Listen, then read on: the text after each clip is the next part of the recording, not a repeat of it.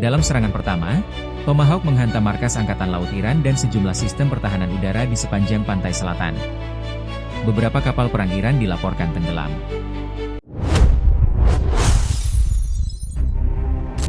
Di pagi hari tanggal 28 Februari 2026, langit di kawasan timur tengah terasa berbeda dari biasanya. Udara yang biasanya panas dan kering terasa membawa tekanan yang sulit dijelaskan. Ada rasa depresi kolektif yang belum pernah terjadi sebelumnya, seolah kawasan itu sedang berdiri di ambang sesuatu yang besar. Orang-orang yang berdiri di jalanan Teheran, atau mereka yang berjalan santai di sepanjang pantai Teluk Persia, mungkin tidak menyadari apapun yang sedang terjadi. Dari sudut pandang mereka, malam itu tampak seperti malam biasa. Namun jauh di balik langit yang tenang itu, sebuah operasi militer yang berpotensi mengubah dunia baru saja dimulai. Tirai sejarah perlahan diangkat. Pada pukul 1.15 dini hari, sebuah perintah rahasia yang telah dipersiapkan selama berbulan-bulan akhirnya dijalankan. Komando Pusat Amerika Serikat secara resmi meluncurkan sebuah operasi militer dengan nama sandi Operasi Epic Fury. Ini bukan sekadar serangan udara biasa. Bagi para analis militer, operasi ini merupakan salah satu pengerahan kekuatan militer terbesar Amerika Serikat di dekade ketiga abad ke-21. Lebih dari itu, operasi ini juga menjadi simbol bagaimana perang modern telah berubah. Bukan lagi sekadar pertarungan tank dan pesawat tempur, tetapi perang yang didorong oleh algoritma, jaringan data, dan teknologi siluman. Operasi ini menjadi sebuah simpul dari sistem militer regional dengan tingkat integrasi teknologi yang belum pernah terjadi sebelumnya. Namun untuk memahami mengapa konflik ini akhirnya pecah, kita harus kembali ke tahun 2025. Pada bulan Mei 2025, kedua negara pernah terlibat dalam konflik singkat selama 12 hari yang dikenal sebagai Operasi Midnight Hammer. Operasi itu berhasil merusak sebagian besar infrastruktur militer Iran. Pangkalan radar hancur, gudang amunisi rusak, dan beberapa fasilitas produksi militer lumpuh. Namun jika dilihat dari sudut pandang strategis, operasi tersebut tidak benar-benar menyelesaikan masalah. Namun perang tidak hanya terjadi di udara. Di laut, Angkatan Laut Amerika Serikat juga memainkan peran besar. Dua kelompok serang kapal induk raksasa dikerahkan ke kawasan itu. Mereka adalah USS Gerald R. Ford dan USS Abraham Lincoln. Kedua kapal induk ini membawa lebih dari 200 pesawat tempur berbasis kapal induk, serta didukung oleh belasan kapal perang dengan sistem peluncur vertikal modern. Dari kapal-kapal inilah diluncurkan rudal jelajah Tomahawk generasi terbaru. Rudal-rudal ini terbang sangat rendah sehingga hampir tidak bisa dideteksi radar.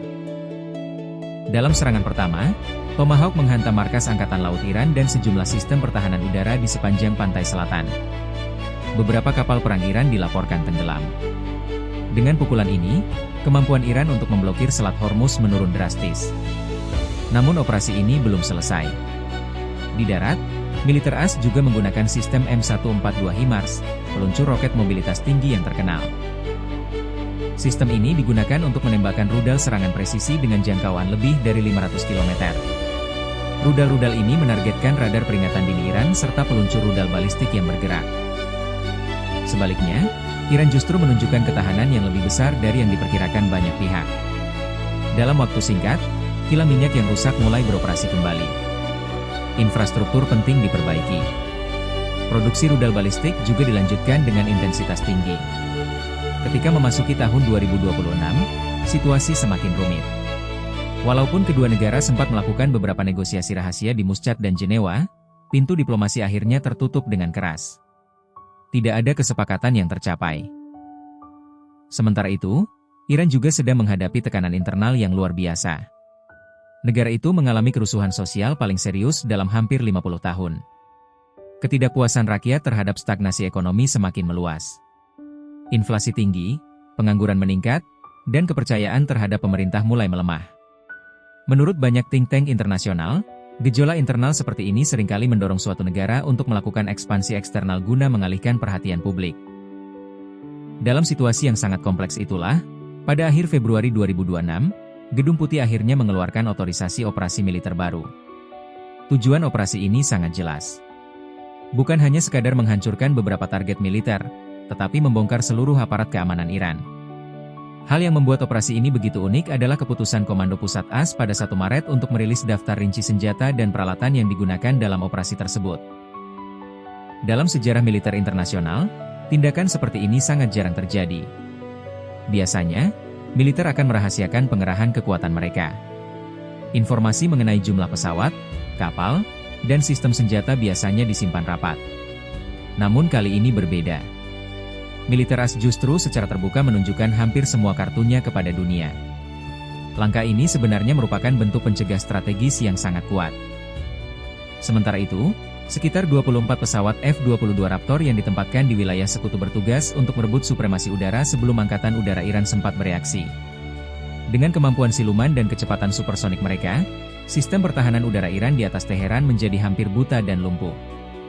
Di belakang barisan pesawat siluman ini, 76 pesawat F-15E Strike Eagle membawa bom berpemandu presisi yang dirancang untuk menghancurkan target darat. Pada saat yang sama, sekitar 18 pesawat perang elektronik EA-18G Growler bekerja untuk melumpuhkan radar Iran. Pesawat ini memastikan bahwa sistem pertahanan udara Iran berubah menjadi tumpukan logam tak berfungsi dalam beberapa menit pertama perang. Dalam waktu 24 jam pertama, armada udara raksasa ini menyerang lebih dari 1.000 target militer. Pada saat yang sama, drone otonom Lukas mulai memainkan peran penting. Drone ini dirancang untuk diproduksi dalam jumlah besar dan menggunakan algoritma koloni lebah. Ketika ratusan atau ribuan drone terbang bersama, mereka dapat menyesuaikan misi secara otomatis bahkan jika beberapa unit ditembak jatuh. Strateginya sederhana tetapi sangat efektif. Drone murah dikirim lebih dulu untuk memancing tembakan pertahanan udara lawan. Setelah sistem pertahanan melemah, pesawat siluman dan pembom berat masuk untuk memberikan pukulan terakhir. Dalam situasi tertekan ini, Iran mencoba melakukan serangan balasan. Lebih dari 500 rudal balistik diluncurkan dalam 100 jam pertama perang. Namun sistem pertahanan seperti Patriot dan THAAD berhasil mencegat sebagian besar rudal tersebut. Meski begitu, konsumsi amunisi pencegat sangat tinggi dan menimbulkan kekhawatiran logistik bagi militer AS. Di tengah operasi ini, sebuah tragedi juga terjadi. 3 pesawat F-15E Amerika Serikat dilaporkan jatuh akibat tembakan kawan sendiri dalam kekacauan sistem identifikasi. Insiden ini mengingatkan dunia bahwa meskipun teknologi semakin canggih, kabut perang tetap tidak dapat dihilangkan sepenuhnya. Setelah operasi militer berlangsung singkat namun intens, dampaknya langsung terasa di seluruh Timur Tengah. Jaringan sekutu Iran di Lebanon, Yaman, dan Irak mulai melemah karena hilangnya dukungan logistik dan militer. Operasi ini akhirnya tidak hanya menjadi pertempuran militer, tetapi juga eksperimen besar tentang masa depan perang. Perang ini menunjukkan bahwa kekuatan militer modern tidak lagi diukur dari jumlah tank atau kapal perang, tetapi dari data, algoritma, dan jaringan sensor yang terintegrasi. Namun operasi ini juga memunculkan pertanyaan besar bagi dunia. Jika kekuatan besar dapat melancarkan serangan militer skala besar bahkan sebelum deklarasi perang resmi, apakah tatanan hukum internasional masih mampu membatasi penggunaan kekuatan? Satu hal yang jelas. Amerika Serikat ingin mengirim pesan yang sangat jelas kepada lawannya, dan juga kepada dunia, bahwa mereka memiliki kekuatan militer yang mampu melakukan represi absolut di semua bidang operasi. Sejak awal operasi dimulai, terlihat bahwa militer AS menggunakan logika perang modern. Mereka tidak lagi mengandalkan pengeboman besar secara sembarangan seperti pada perang-perang sebelumnya. Sebaliknya, mereka menggunakan perang informasi, dominasi algoritma, dan superioritas sensor. Tujuan dari pukulan pertama bukan hanya menghancurkan target fisik, tetapi melumpuhkan sistem pertahanan lawan sejak menit pertama perang dimulai. Bagi banyak pengamat militer tradisional, pendekatan ini sangat mengkhawatirkan. Karena hal ini menandai perubahan besar dalam karakter perang modern. Perang tidak lagi sekadar benturan baja. Perang telah berubah menjadi pertempuran algoritma. Ketika kita berbicara tentang kekuatan udara dalam operasi Epic Fury, kita sebenarnya sedang membahas sebuah operasi presisi yang didorong oleh teknologi siluman dan fusi sensor. Dalam operasi ini, militer AS mengerahkan ratusan pesawat tempur dari berbagai jenis.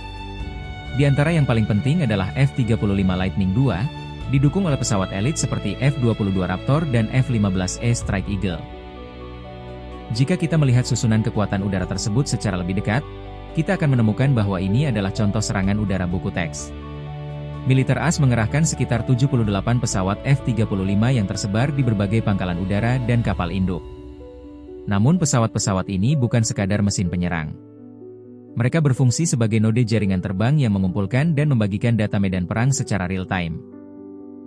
Melalui kemampuan fusi sensor yang sangat canggih, F-35 dapat memetakan setiap detail jaringan radar Iran dan mengirimkan data itu langsung ke pusat komando. Perang ini menandai awal era baru. Di masa depan, kekuatan militer tidak lagi ditentukan oleh tonase baja, tetapi oleh daya komputasi, kecerdasan buatan, dan dominasi data. Dan bagi siapapun yang tidak mampu mengikuti revolusi digital ini, medan perang masa depan mungkin akan menjadi tempat yang sangat singkat. Bahkan sebelum mereka sempat melihat musuhnya.